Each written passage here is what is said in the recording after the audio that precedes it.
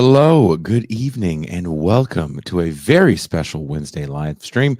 I am your host, Jason Miles, here for another episode of This is Revolution podcast. While we usually have our sports show Beyond the Red Zone on Wednesdays, the Red Zone will be back this Saturday when we actually discuss soccer and corruption. You asked for the football, you get the football. Don't forget, after the show tonight, for all of the patrons and paid YouTube subscribers, we're going to have a bit of a group date, a fun-ass watch party tonight. We will enjoy the 1980s classic, Better Off Dead. So if you dig listener-supported programming we have here on TIR, think about becoming a patron for as little as $3 a month or $30 for the year. You can make sure TIR can continue this insane breakneck pace of shows. Now, let's get to the subject matter at hand. Why you guys are really here to discuss Milton Friedman and neoliberalism. Milton Friedman's neoliberal logic did not remain confined to academic debates. It became a political project with global consequences. His ideas found their first laboratory under brutal conditions. Chile in the 1970s, where Friedman's Chicago boys advised Augusto Pinochet's dictatorship on how to rapidly privatize state industries, slash social programs, and open the economy to foreign capital. The violence of this experiment made clear that the so-called freedom of the market often required the suspension or outright destruction of political freedom. From there, the cancerous neoliberal project spread. In the 1980s, Ronald Reagan in the United States and Margaret Thatcher in the United Kingdom championed Friedman's agenda of deregulation, tax cuts, union busting, privatization. Both leaders styled themselves as defenders of liberty and small government, but their policies shifted power dramatically toward capital, eroding working class security and weakening democratic institutions. By the 1990s, the logic of the free market had become bipartisan orthodoxy.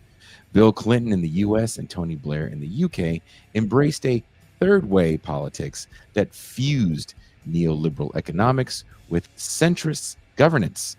Welfare reform, financial deregulation, and free trade agreements entrenched the very system Friedman had dreamed of, while cloaking it in the language of pragmatism and inevitability. Nearly 20 years after his death, Friedman's legacy is not a world of widespread freedom, but one defined by inequality, precarity, and the subordination of democracy to the dictates of global capital. Here to have this discussion with me is my homie, my dog, the man of the Mau Mau Hour, the co-host of this show, Pascal Robert.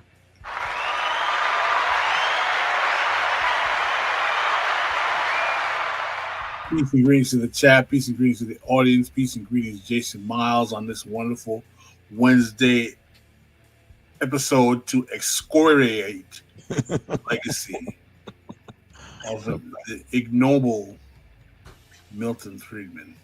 And not just Milton Friedman, we're also going to dig into the Chicago school as well. And the person that put this show together, please welcome Alexander Herbert.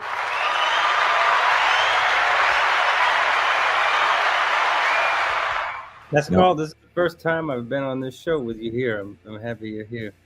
I've heard so much about you. Oh, thank you. I appreciate that. You're always, I think the last time Alex came on, you disappeared because of their computer issues. I've been having some computer glitches lately. Hopefully don't become a problem today because I want to stick it to this piece of shit so badly. Well, before we even get started, I want to remind people that wherever you're watching or listening to the show, there's a link in the description to Alex's political economy class, where if you find this interesting and would like to learn more, there's a link in the description where you can sign up. And Alex is actually teaching Milton Friedman and political economy currently with his political economy class. Now, Pascal, I know you have some questions or comments you want to kick off with. Yeah, Alex, can you please give us the historical background to Milton Friedman and why his particular form of economic analysis or the Chicago school became so salient, particularly after the period of the New Deal Civil Rights Coalition coming out of the 60s and the rise of Fordism that came out of the New Deal as well, and why his project was universally recognized as a means of torpedoing that coalition. That's a that's a really great question, Pascal. That's one that puts, I think, half of my political economy course on the table here to explain that.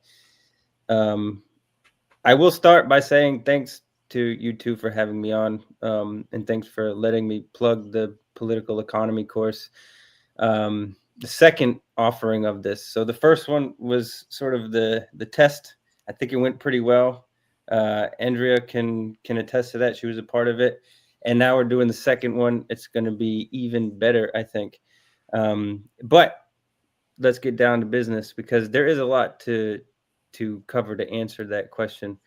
Um, and part of the reason, I mean, the Chicago School in my class, it's divided into 5 different classes, the courses.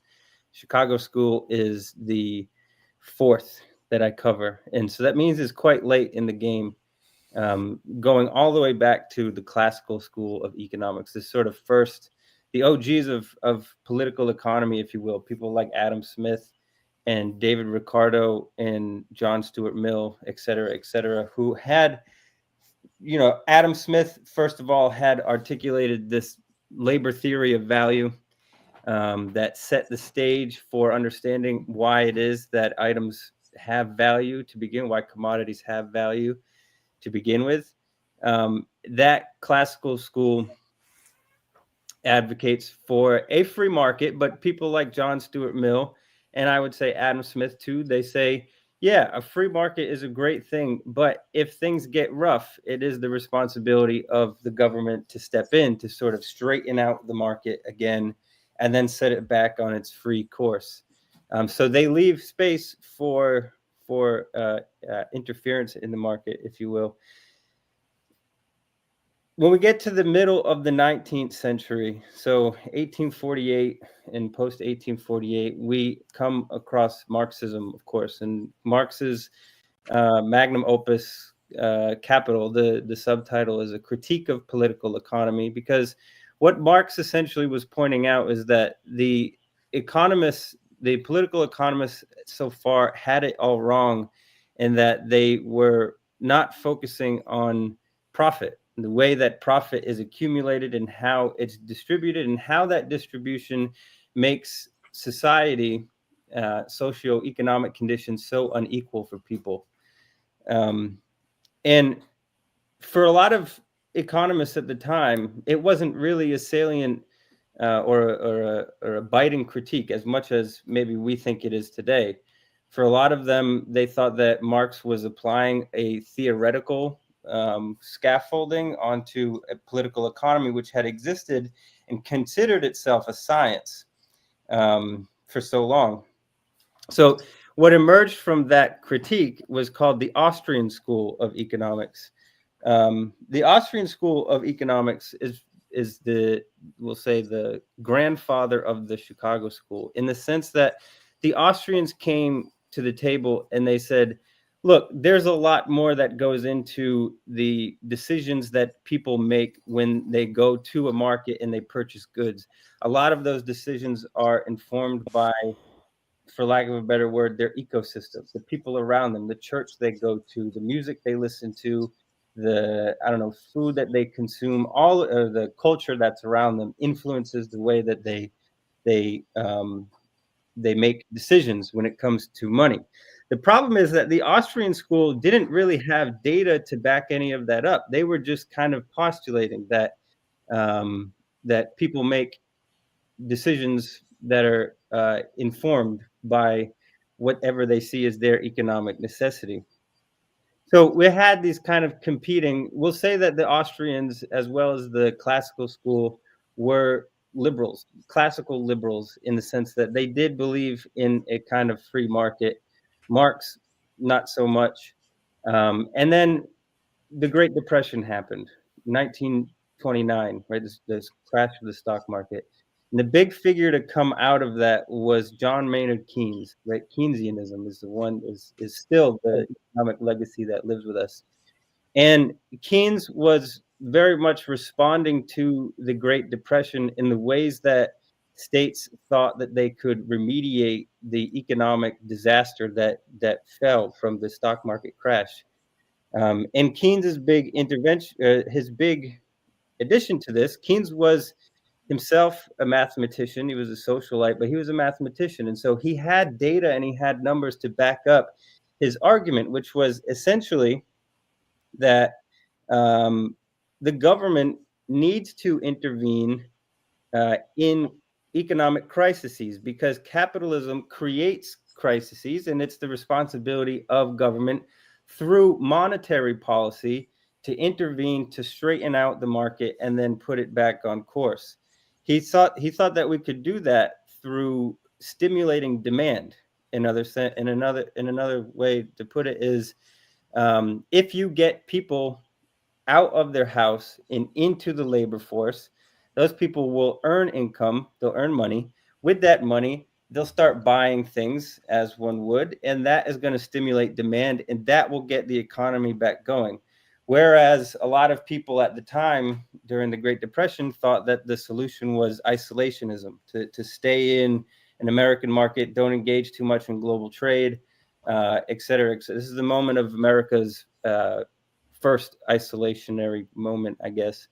The Chicago school, in particular, Milton Friedman, come after Keynes, and they pose themselves as a challenge to Keynes from the standpoint of the Austrian position. And so Milton Friedman, George Stigler, Gary Becker, for example, they make many of the same arguments that the Austrians make, except they have numbers this time. And in particular, they champion what's called monetarism and econometrics. These are like creating graphs and charts to sort of make arguments. And their key argument was that you boost an economy by pumping it with money. It's that money. It's the supply of money that will stimulate economic growth. And you do that through central banks. Central banks for them are a good thing. And they even set that up with Pinochet and their dictatorships. And so in that sense, it was very much a critique of Keynes, because what they were saying is once you set up the central bank, you can start printing money to stimulate that economy, and then the government doesn't have to get involved. And in fact, the government shouldn't get involved to the extent that everything should be privatized. There should be no government investment in things like roads and parks and other things like that.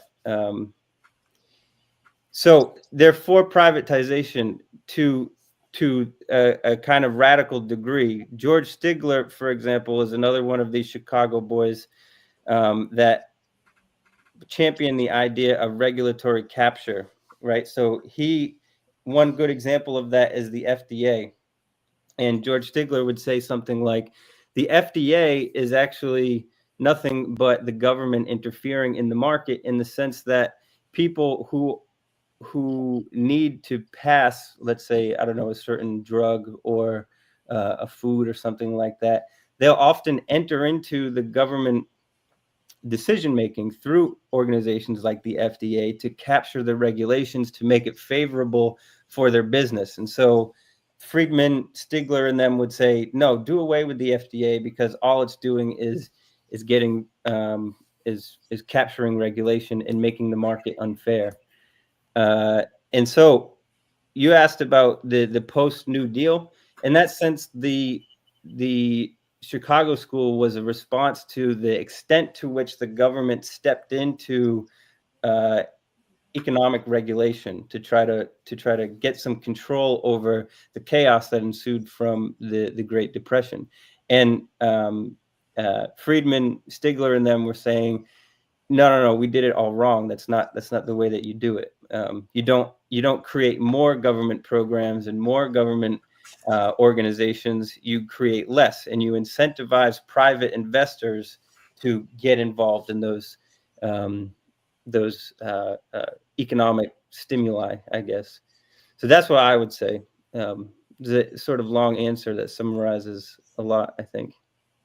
Pascal, do you have something to follow up with? Yeah, but I told thanks by the way. That's a very very effective condensed answer. But have we not seen the traumatic and dramatically wrong-headed direction over and over and over again with the crashes, busts, and bursts of capitalism from the 2008 crash, the market shock of the early 70s, the crash that happened in the 80s. There were constant busts and bursts of the market under the movements that we've had towards neoliberalism and deregulation that have happened since the end of the Civil Rights New Deal coalition that have brought forth the massive wealth inequality that we have in America today. Mm-hmm. Yeah. I mean, I sent Jason some videos of Milton Friedman that we can watch and laugh at, but essentially, yeah, you're exactly correct.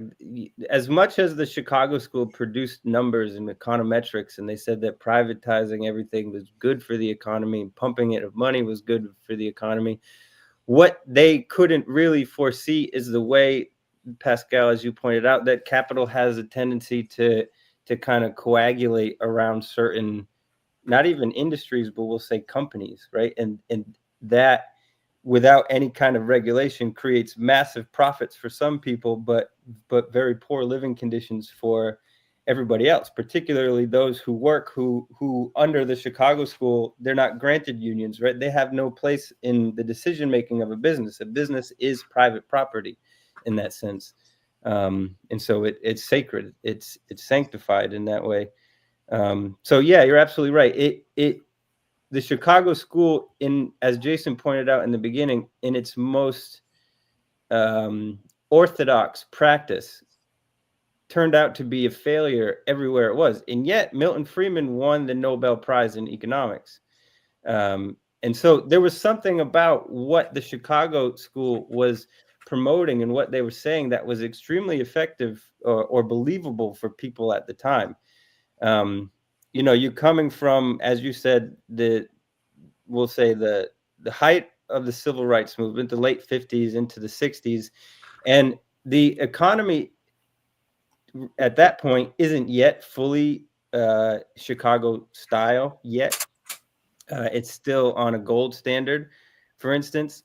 And the economy is not doing too well. And not only that, but civil society itself, which people tend to form their politics and their voting decisions more on cultural happenings and what's going on, like our own time, is kind of scaring people into this idea that something is wrong, that there's something wrong, not just with society, but with the economy itself. And so Friedman comes out of this with a new economic idea, one that challenges what had been economic orthodoxy since the New Deal, that is Keynesian economics, and absolutely obliterates it with numbers. And a lot of people who don't understand economics that well, they see numbers, they see equations, and they're like, yeah, that must be true, right? Because numbers are objective, and so there's no doubt about it. But the truth is that a lot of the equations, a lot of the numbers that the Chicago people create, again, are fabricated in the sense that they're based on postulates. They're not based on objective data. Does that make sense? Yes.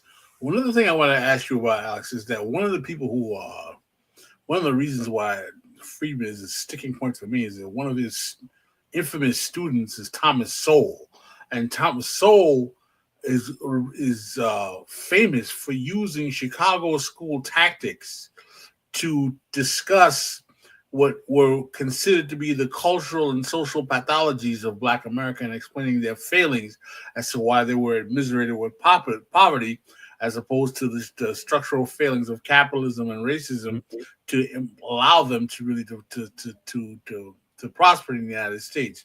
Can you talk about how Chicago school economics was used as a means of understanding social phenomenon, and how that kind of, if I'm not mistaken, it kind of starts with them, right? That wasn't normally how economics was used.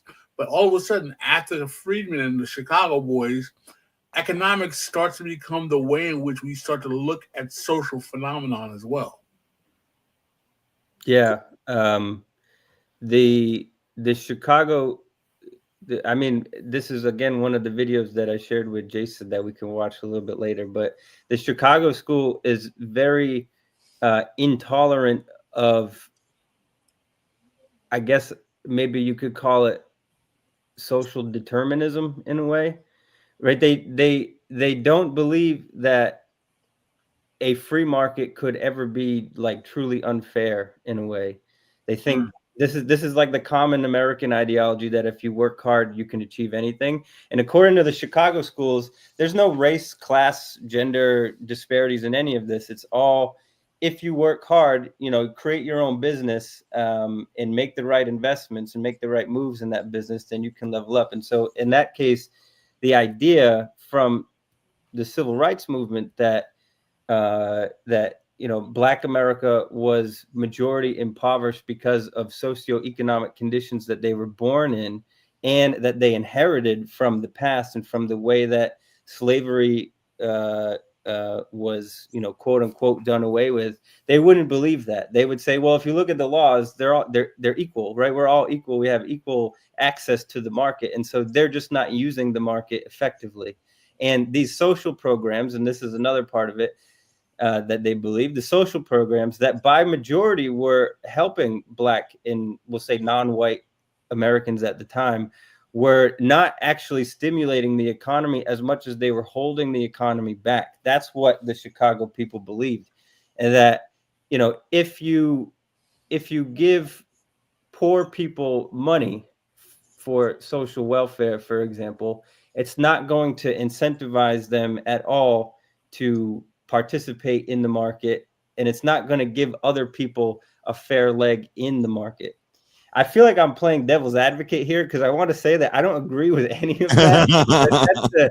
That's the Chicago approach, and that's one that Milton Friedman, as I said in one of the videos I sent Jason, that's one that he explicitly talks about. That it's not so much your identity, it's your lack of will. Essentially, you have to be willing to enter that market.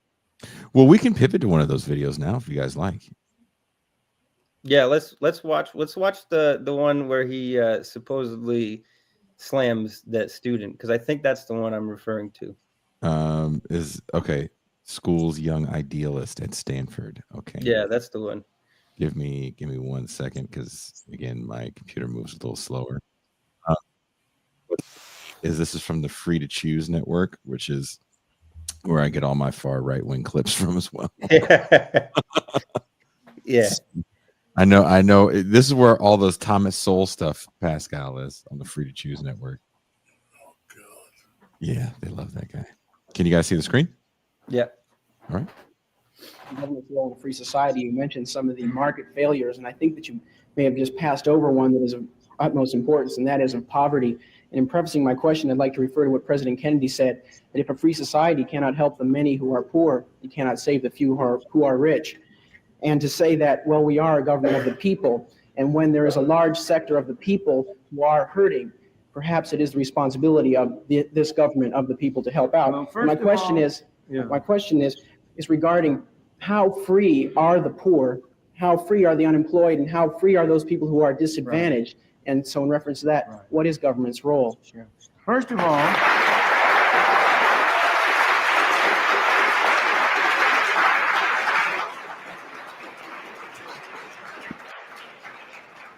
I'm glad to see one vote for the poor.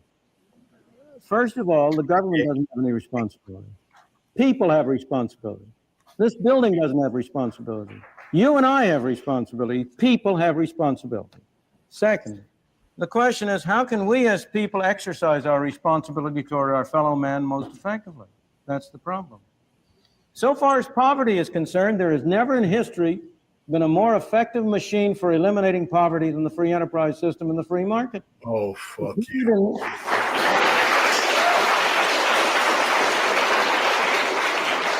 The period in which you had the greatest improvement in the lot of the ordinary man was a period of the 19th and early 20th century. Those of us in this room are the heirs of that. We benefited from the way in which our parents and our grandparents were able to come here. And by virtue of the freedom that was offered to them, we're able to make a better life for themselves and them and us. But next, if you look at the real problems of poverty and denial of freedom to people in this country, almost every single one of them is a result of government action and would be eliminated if you eliminated the bad government failures. Let me be precise and specific. Why do we have so high an unemployment rate among black teenagers? It's a disgrace and a scandal. Why do we have so high an unemployment rate? First of all, because we give them lousy schooling through governmental schools, which make them unqualified to hold decent jobs. And second of all, we require employers to discriminate against them by not hiring them unless their productivity is enough to justify a minimum wage. The minimum wage rate is the most anti-Negro law in the books, and it's an anti-Negro law.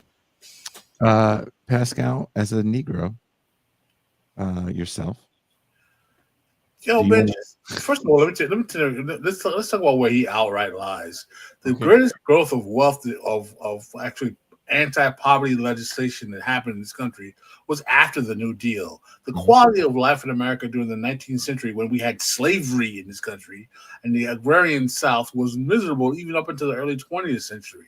This guy's whole standard of history is backwards. One of the greatest expansions of what actually caused the greatest expansion of the middle class in this country was the government programs that come out of FDR and the New Deal period. So his understanding of history is totally false. And he would never admit that, of course, because he will say, well, it's the government that was the problem. Then that's why we have to challenge that. Your Milton Friedman impression is great, by the way. That's a really good accent. I completely agree with what Pascal says. He has his history is very whitewashed, right? He's saying that we are heirs of what our parents did in the 18th and 19th century, meaning, and then he says, our parents came here. It's like, whose parents? You know what I mean? Like, yeah, some of our parents came here. Not all of them came here, not the people that you're about to talk about. You're about to reference directly. And what, Pascal? Why is minimum wage anti-Negro? I think that's absolutely absurd. I mean, how is minimum wage anti-Negro? Minimum wage stops people from getting deflated wages. How is that anti-Negro? So he's saying the fact that you can't pay people a penny an hour is anti-black because it requires them to have to get a fixed labor. If we didn't have to pay minimum wage, then everyone could work. And they could work for 2 cents an hour. And everyone was fine. Like the good old days. Yeah, I mean, yeah, Jason, you're actually on to another point of this, which, like, I hope people who are watching and listening are also. I hope that the bells are ringing in their head, because a lot of what Milton Friedman is saying here is exactly what's going on right now. Literally. I mean, people always talk about Trump as the end of neoliberalism, but no, it's very much not. Trump is the beginning of neoliberal authoritarianism. That's right. So let's see about more anti-Negro law. Because it precisely, having first not enabled the young blacks to have a decent schooling so that they can have productivity. I do want to add that it's talking points like that get people to vote for charter schools as well. Get black people to vote for charter schools as well, because you do have a breakdown of public education, mainly because you're talking about schools that are in places where there's just no tax base, right? Everyone's renting. Maybe the schools are old and run down. So when you hear someone say, well, the schools are broken, and that's what the problem is, there's a few problems there, right? First and foremost, teachers just don't make that much money. If we're talking about the urban core, which is pretty much what he's talking about, it's more expensive to live. So if you're already operating from the point of view of a low salary, now you have a low salary at a school that doesn't have certain means, that could be falling apart physically, meaning you probably have classrooms with no heat. We saw this with this recent election, and I kept bringing this up, where you had a case in a place called Chino Hills, actually a well-to-do area in Southern California, where the superintendent of schools was so busy trying to pass a law and fighting with the state of California, actually, about a law that would require teachers to report home to the parents if students were coming to class as a different gender as the one that was given to them on their paperwork, which no students did in the first place. It was costing the school district millions of dollars to defend against the state's legal actions. While that was going on, it's kind of in a valley where this place is. So several classrooms within the district were broken and had no AC. So even using the kind of cultural rhetoric really can obfuscate the true problems. Sometimes it happens within the erosion of the public school system, and where you get too busy bogged down in the cultural part and not the real issues. Mhm. Deny them the on-the-job training that they might get if you can induce employers by being able to hire them for relatively low wages to give them on-the-job training that would make them qualify for higher payment and higher productivity. In the third place, we have constructed a governmental welfare scheme which has been a machine for producing poor people. We have induced people to come under control of welfare. I'm not blaming the people, don't misunderstand me. It's our fault for constructing so perverse and so ill-shaped a monster as the whole set of welfare programs we have, under which we encourage people, families to break up. We encourage people to move from one part of the country and come to another, under which we have, in effect, made many people poor. And yet, when all this is said and done, have I ever been where? Welfare or poor. I have certainly, of course, more so than most of the people in this room.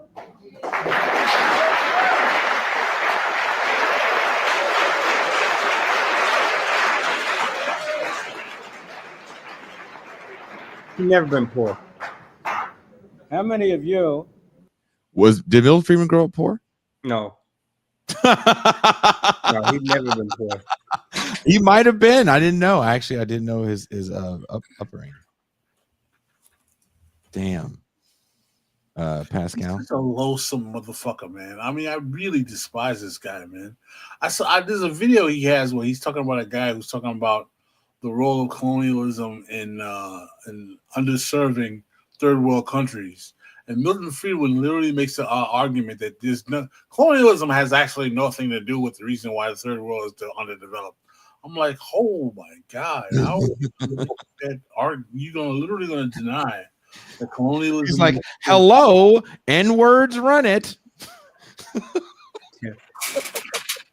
Timothy, that's why I don't normally do this kind of like, people ask me to be in debates with them and stuff like that, but I don't do this kind of platform that he's in where I ask questions and somebody answers them, because for that reason, people can just go on and they get unchallenged because, like, your time to talk is over. And then if you try to interrupt them, it's like, no, your question's over. It's time to move on to the next one. And it's like, well, this motherfucker just told like 8 lies in a row that I need to that I don't want these people to believe while he's saying them, All right, let's go. Have worked a 12-hour day and gotten paid 78 cents.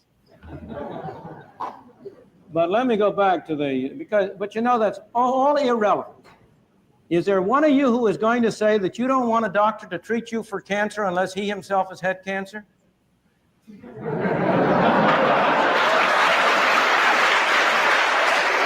Oh, yeah. I could go down the line.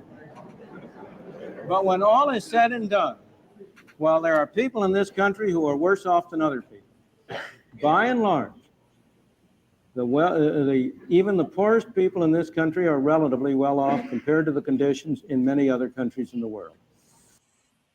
This is the richest country in the world. That's like a non sequitur. It's the richest country in the world, and yet the most unequal country in the world, even in his own time. You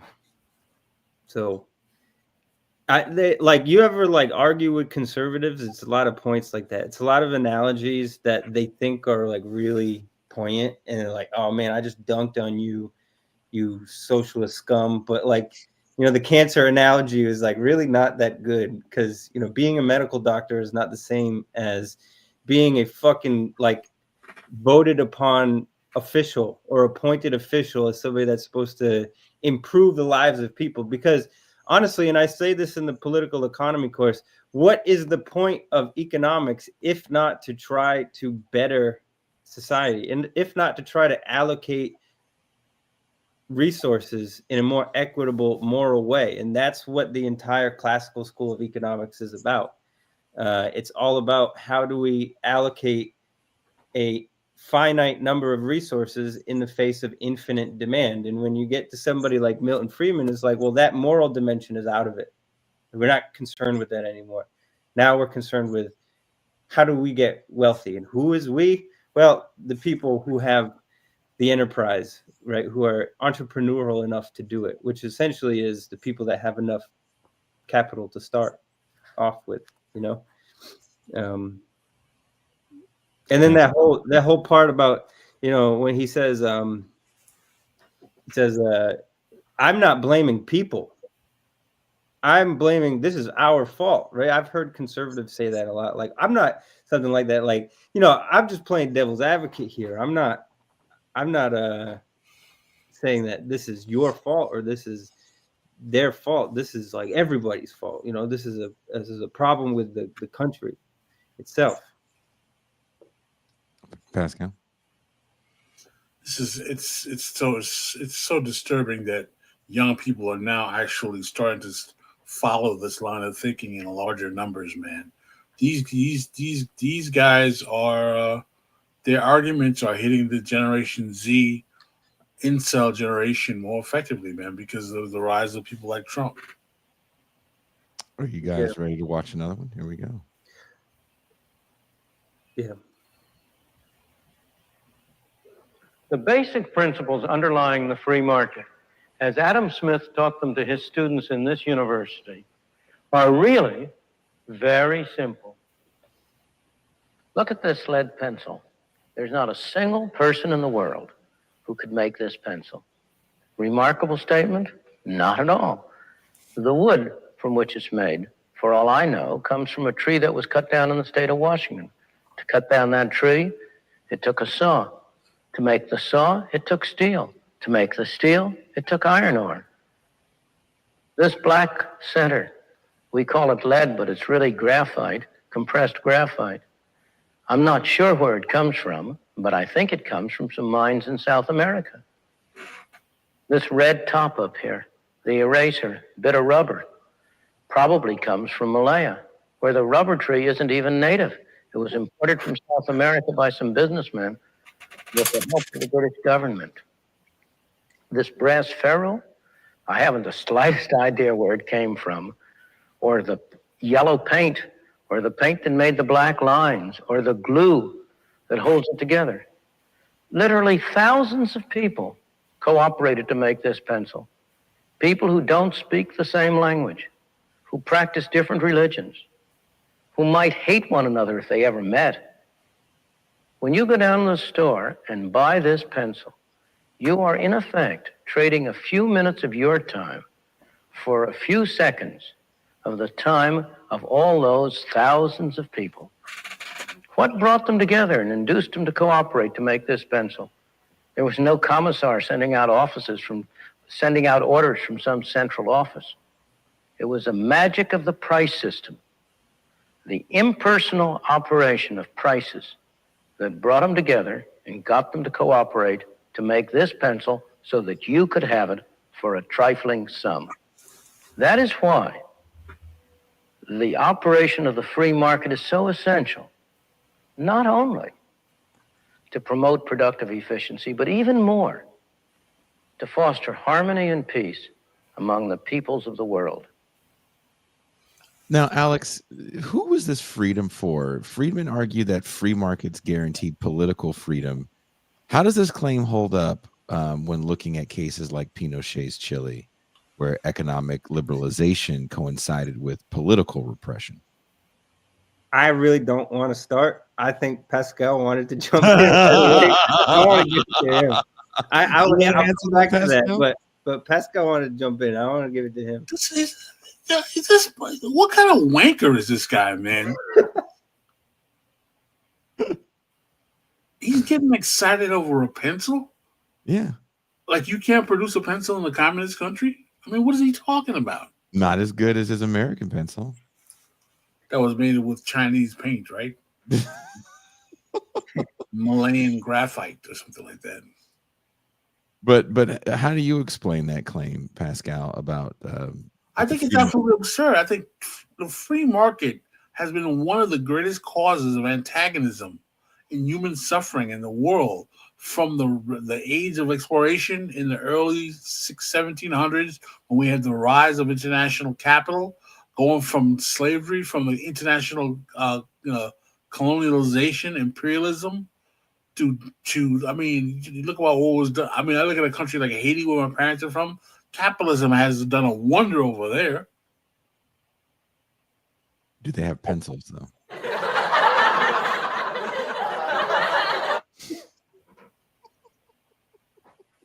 Pascal looks like he wants to murder me. I'll add to what Pascal said, because what Milton Friedman is pointing out here is essentially like the division of labor. That's classical economics 101. That's Adam Smith, right? Adam Smith says, he uses the example of the pin, and says that, you know, it's far easier to produce these in massive quantities when the jobs that go into making the pin are divided amongst, you know, various groups of people. Adam Smith is talking about this process within England, right? Not England, within Great Britain, within the UK, we'll say, not even the empire necessarily at this point yet. But it's happening within the factory setting, under the roof of a factory. You have on this side the group that molds, the group that like forms the pin, et cetera, et cetera. All happens under one roof. But what Milton Friedman is getting at here is that, yes, in the moment of global capital, the division of labor has spread itself across the globe. And so, you know, you get rubber from, Malaysia, you get the wood, the graphite from South America, and the wood from maybe Washington State, yada, yada. And all of that is true. But what Friedman doesn't really get into is, as Pascal's been frustrated about, is the inherent inequalities that go with that division of labor as a global process. And so the people in Malaysia, for instance, that are harvesting the rubber don't make nearly as much as the people that maybe are cutting the trees in Washington, or, you know, anywhere else. And so what that means also is that the profits that are exacted from these pencils, because the wage differentials are so like kind of lopsided, means that there's inherent gaps in wages where profit can be essentially extracted from that. And that's something that Marx writes about, I think in volume 2 of Capital, which is that there's this process that almost intentionally obscures wages across different sectors of an industry. And part of the reason for that is so that people don't see the inequalities within the factory setting in terms of the wages that they earn and stuff like that. So like what he's doing is, again, he's using a classical political economy example of a pencil. And what he says about the pencil on the surface level is absolutely true. No single individual can make this pencil anymore. We live in a world where I don't know how to shoe a horse. Jason and Pascal, you guys, I assume, don't know how to shoe a horse, right? We don't have the same skills that people had in the past to be these kind of pencil craftsmen.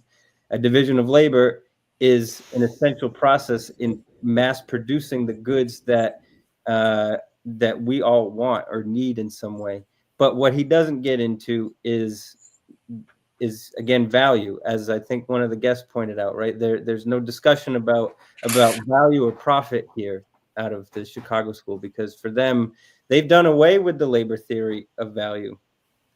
And Friedman even asks not how much did these people make, or or what were the conditions of these people as they were working on parts of the pencil, but he says what brought them together, right? This very abstract question, and what brought them together for him is the price points. The price points.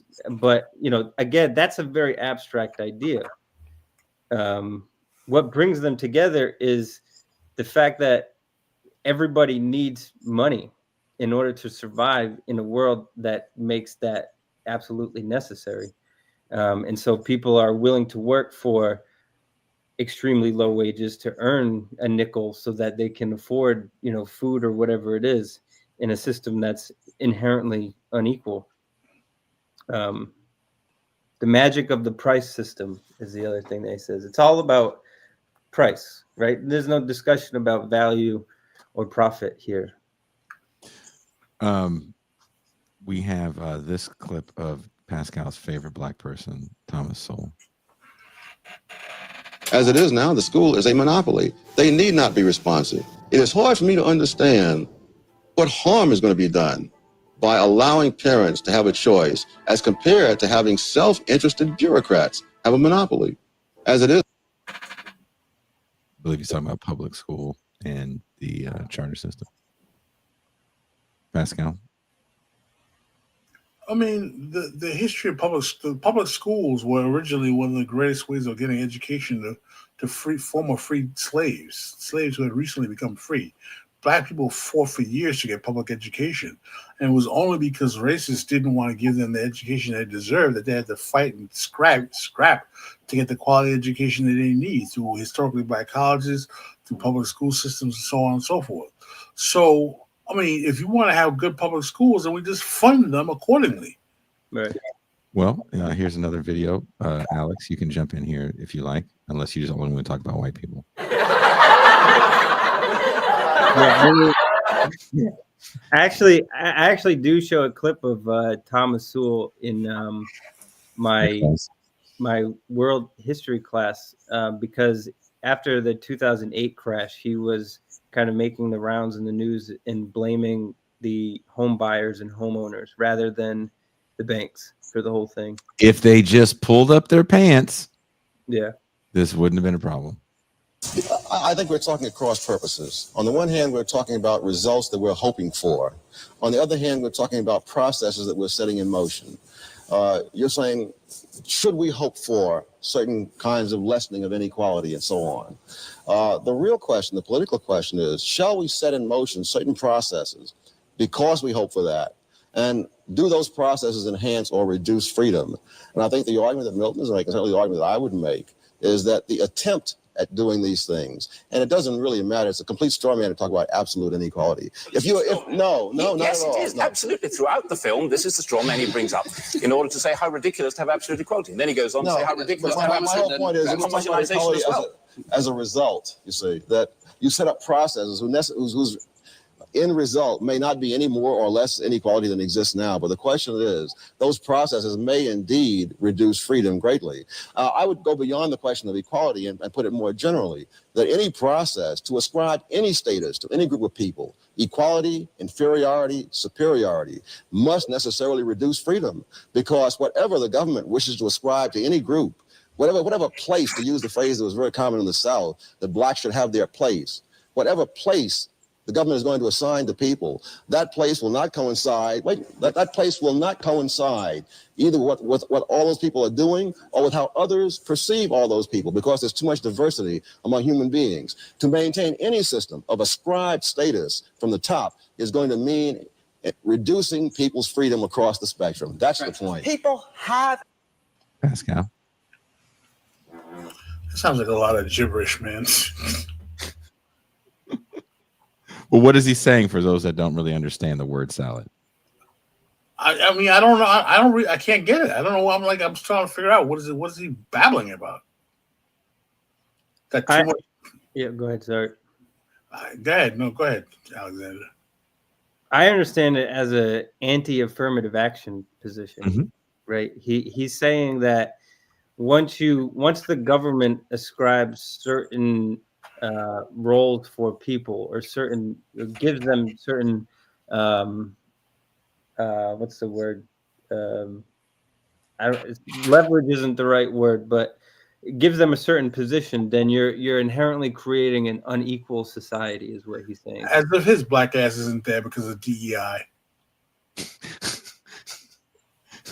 Did you call him the right-wing DEI hire? That's what he is. An ascribed status. It isn't as if government, by its intervention, creates it. People are born into this world in a given sector of a society, and many, many of them are born at the bottom of the society. The argument about equality of results was an argument that was linked to equality of opportunity. People recognized that unless there was a degree of equality in a degree of enough food, enough security, access to education, unless these things were available to all children, then equality of opportunity was merely a mockery. That's why equality of results became an issue, and it became an issue for black people in the United States, and they expressed their concern, No, whatever the opinion you expressed polls, it, damn it. Look. No, they did not. They did not. They Damn it. expressed, And then replied. they expressed their will by their extraordinary participation in a protest movement that began in the late 1950s and didn't end until I the have 1960s. never. Intellectuals were not in that protest movement. You want me to Black answer or you want to people keep were going? in that protest. You want me to answer? I finished. Good. Black people have never supported, for example, affirmative action, quotas, Oh, anything of get that the sort. fuck Wherever outta here. people taking a black opinion on such. You disagree with the Thomas Sowell? Let's go. Yo, man, listen, man. Change. I can't. I don't want. You're trying to get me upset, man. Kush looks at I agree with Maud. That's Francis Fox Pippin. You know, the right wingers are right sitting. Are right. They have conspiracy theories about her for years, man. They blame her for what was that famous article she penned? The Francis Fox Pippin chaos theory or something like that. But you don't have anything to say about what he's getting at? You don't think that there were some black people that opposed affirmative action? Of course, people like him who are on the who are on the payroll of the Republican right. I mean, these programs were designed to actually deal with the remedy of the racism that was caused by whites being unwilling to employ, hire, or educate black people who are qualified, not unqualified. Well, wouldn't, according to Thomas Sowell, the whites just find the good blacks? Like, this is an argument that so there are some people that I grew up with that are like, they are conservative, but they'll never admit it. And instead they just like drop a message in my DMs, like pretending to ask a question, but what they really do is stating their opinion. And this is one that I got into with someone. It was about DEI and stuff. And he's, I'm not going to say what his job is, but let's just say like, he knows a lot about the police departments and how they operate. And he was telling me about how unequal affirmative action in DEI is in the police, because he was saying, you go to training for the police and you might do far better than all the like non-white and the women that are training to be cops, and yet because you're a white male, you're not going to get the job. And he's saying, that shouldn't be the case. It should be strictly based on performance and nothing else. It should be based on like your merit. And I was like, well, isn't merit something that is like created? It's not something that you're born with, right? Nobody is born with merit. Yeah. Nobody. I mean, yeah, maybe there's some savants who know how to play Beethoven at age 5 or something like that, but I haven't ever met one, So maybe there are people that are born with an exceptional amount of merit, but the truth is that merit is something that is created. It's not something that is you just have it, Well, here, let's piss Pascal off for 2 minutes. Matters of should people be paid equally or should there be this or that? Black people have never taken a position that you described. So it is not a question of what black people chose to do. It's what you choose to put in the mouths of black people. It's what you choose to project. It is not what any black people have ever said anywhere that you can put your finger on. It's what you choose to put into the mouth of the pollsters, as far as I can see. I Look at the leadership of the black community. Like most people, I have never seen a pollster. If you look at the leadership of the black... But I want to go back I want to carry it back to the earlier point. Number one, there's no question about what equality of results, if it comes about through a framework of freedom, is a desirable result. Number two, I argue in the film, I've argued here, that in point of fact, you get greater equality of actual results by a system under which people are free to achieve unequal results. That for the poor people... What?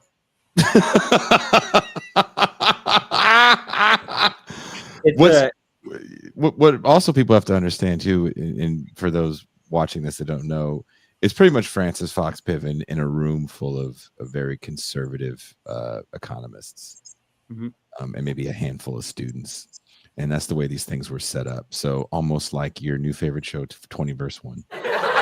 But seriously, these Harvard debates were not fair, but, and this is going to sound bad, I do appreciate the fact that people let each other talk, even though Soul does try to do some ad hominem attacks. Of the world that Francis Fox Piven was talking about. The most effective mechanism for enabling them to improve their status is not a governmental program which seeks to ascribe to them certain positions, which seeks to provide them with certain goods and services, but a governmental program which tries to eliminate arbitrary barriers to advancement. I would say that in this world, the greatest source... The gall of him saying that in front of Thomas Sowell, who only exists in the world because he was a beneficiary of the GI Bill, is comical. That's a good point. Thomas Sowell went to college because of the GI Bill. Tony Red says he's arguing the boilerplate ideology, leave markets alone, and human freedom, and best or optimal results will happen. But also importantly, what he's saying is that some people have to fail in order for others to achieve, to win, which is like a kind of Malthusian argument, right? Thomas Malthus is another one of these classical economics who he's kind of like the great grandfather of Milton Friedman, who said, you know, Britain shouldn't be giving any kind of social welfare to the poor, because what that's going to do is they're going to eat all of our food. We're going to run out of food supply, and all of the people that are actually hardworking Britons will starve. And so Malthus's argument was, we got to let the poor just starve. That's he was an advocate of population control too. Yeah. Of inequality has been special privileges granted by government.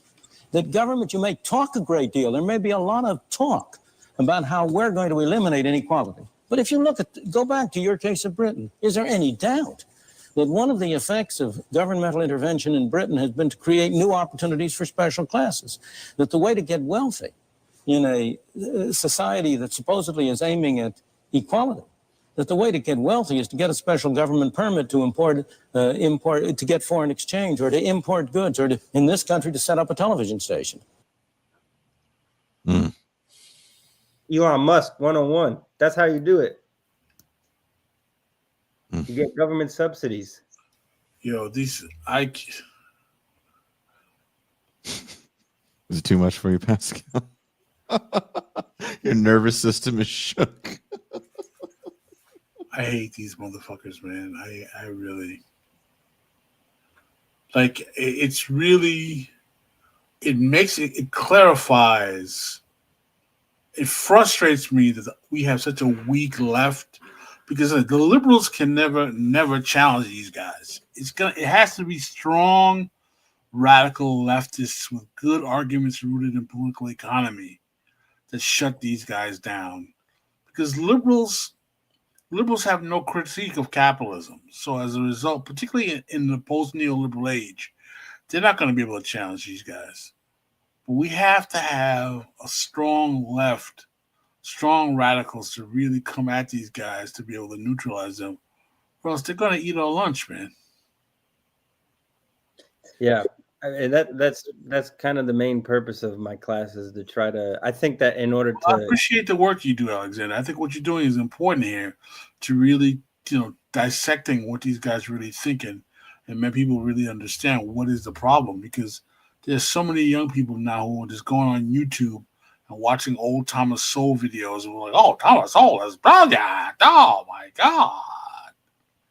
Milton Friedman, did you see how he ate Francis Fox Piven's lunch? And I don't mean to make any assumptions, but think about how many young black men have also seen Thomas Sowell. Oh, I'm a Facebook It's bigger than you think. Yeah, that didn't sound right for you. Half of them. Yeah. A lot more people than I even thought watched a lot of that bullshit. But do you want to say, we've been talking for about an hour now. Do you want to say something in closing, Alex, before we go about the class and what people get out of it? Yeah, I want to say, I mean, if you enjoyed this very brief discussion on Milton Friedman and stuff, I believe that in order to be, as Pascal said, an effective radical, somebody that can engage with these people, you have to know them, right? You have to know your enemy. That's radical politics 101. And there's a lot of people that they jump into something like reading Marx, not knowing who David Ricardo or Adam Smith really are, or they have some idea that they learned in high school about mercantilism and Adam Smith's free market. But you really have to kind of dive into this stuff and understand it on a historical continuum in context to really understand where somebody like Milton Friedman came from and why his argument, as Pascal was hinting at in the beginning, why it was so salient when it came out, why it was so convincing for some people. And so the class, I hope, and again, Andrea has been boosting it in the chat, but as I hope people are really interested in this, can kind of learn with me. And we watch some of these videos insofar as they exist and laugh about them. We go all the way from the classical school to supply side economics, which up until Trump was really the major liberal orthodoxy was supply side. That was like Reaganomics. Trump has changed that a little bit. It's no longer supply side. Now it's the producers, right? It's all about the capitalists and how to boost their pockets at the expense of supply. So we talk about all of this stuff, and I hope to see you there. And if you want to sign up, you go to patreon.com/courses with Alex, and then you go into shop and you'll see the political economy. You pay for it there. And then after you pay for it, you get access to a Google Doc. The Google Doc will have a link to the Telegram channel where all of your classmates, including me, will be on the Telegram channel. We can chat, we can share memes, we can shoot the shit there. It will have a link to the Zoom meeting room where each class will be, and it will have a sort of syllabus. These are the assigned readings, and these are this is what we're going over that class. So so I hope to see you there and have fun. And it will begin at the last week of September when round 2 is starting. Well, like I said, wherever you guys are watching or listening to this show, there's links in the description. The first line before we even talk about what the show is going to be about is a link to Alex's class. Thank you, Pascal. Thank you, Alex. Thank you, everybody watching and people that listen. Again, if you are a patron of the show or one of our paid YouTube subscribers, the link is already up. We are going to have a fun-ass movie night. My birthday was yesterday because I had to drop off a house guest 6 hours away. We'll be watching Better Off Dead tonight. It'll be fun. I promise. So, oh, one more thing I should say. I'm sorry, I didn't do that. You should definitely do the movie night with Jason. First of all, I have personally in person watched movies with Jason, and it's a lot of fun. He's just a wealth of information. But what I wanted to say is I meant to say that my courses have been picked up by Means TV, and so I'll be offering them through Means TV in the not so distant future, which means that I don't know if the price or the format is going to change. And so if you really want to have a more personal format before it gets flooded with Means TV people, this might be your last chance to do it with me. And so that's another incentive to jump in now while you can. I just wanted to add that. I was supposed to announce the Means TV thing. I totally forgot. I blanked on it because I'm terrible at this stuff. Well, I didn't know. They didn't tell me, so congratulations. There you go. 2 Means TV people here. So that's literally what I was working on, was the follow-up to one of the videos I have on Means TV. So I will see you guys in a little bit for the watch party. We are Out. Peace. Out.